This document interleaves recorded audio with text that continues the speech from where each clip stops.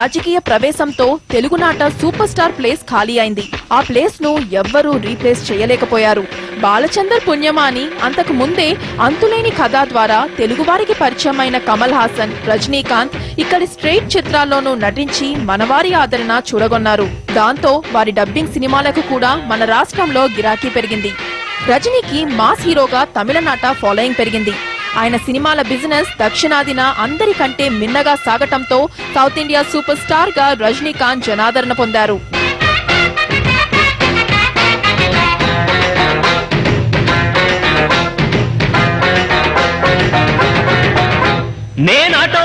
ఆటోవాణ్ణి అన్నగారి రూటువాణ్ణి, న్యాయమైన రేటువాణ్ణి, ఎదురులేని ఆటగాణ్ణి, అందమైన పాటగాణ్ణి, పంచోళ్లకు మంచివాణ్ణి, తప్పుడోళ్ల వేటగాణ్ణి, పచ్చమైన తెలుగువాణ్ణి, మచ్చలేని మనసువాణ్ణిరా, నేనందరికీ సొంతవాణ్ణిరా, నేనెప్పుడైనా అందరికీ సొంతవాణ్ణిరా, నే తప్పంటే తప్పురా, ఒప్పంటే ఒప్పురా, తప్పంటే తప్పురా, ఒప్పంటే ఒప్పురా, నేను ఆటోవాణ్ణి అన్నగారి రూటువాణ్ణి, న్యాయమైన రేటువాణ్ణి.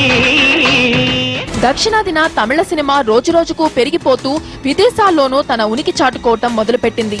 అందువల్ల తమిళ సూపర్ స్టార్స్ చిత్రాల కలెక్షన్లకు ధీటుగా తెలుగు సినిమాలు ఎంత హిట్ అయినా సమాధానం చెప్పలేకపోయాయి. అలా సమాధానం చెప్పిన చిత్రం సమరసింహారెడ్డి. తెలుగు నాట తొలిసారి ఓ చిత్రం 20 కోట్ల రూపాయల షేర్ వసూలు చేయడం అన్నది సమరసింహారెడ్డితోనే మొదలైంది. అంతకు ముందెన్నో చిత్రాలు ఘన విజయం సాధించినా తమిళ సినిమా బ్లాక్ బస్టర్స్ వాటికంటే మిన్నగా కలెక్షన్స్ రాబట్టేవి. అలా దక్షిణాదిన మళ్లీ తెలుగు వారి విజయ దుందుబి మోగించిన సమరసింహారెడ్డి సక్సెస్ కు ఇందులోని ఫ్యాక్షనిజం బ్యాక్ డ్రాప్ కారణమని చెప్పవచ్చు. ఈ సినిమా కంటే ముందు ఫ్యాక్షనిజం నేపథ్యంలో కొన్ని సినిమాలు వచ్చినా సమరసింహారెడ్డిలో ఫ్యాక్షనిస్ట్ హీరోగా నిలిచాడు. ఇంటిని బాధిని పిలు, చాలకపోతే ఊరు మొత్తాన్ని పిలు.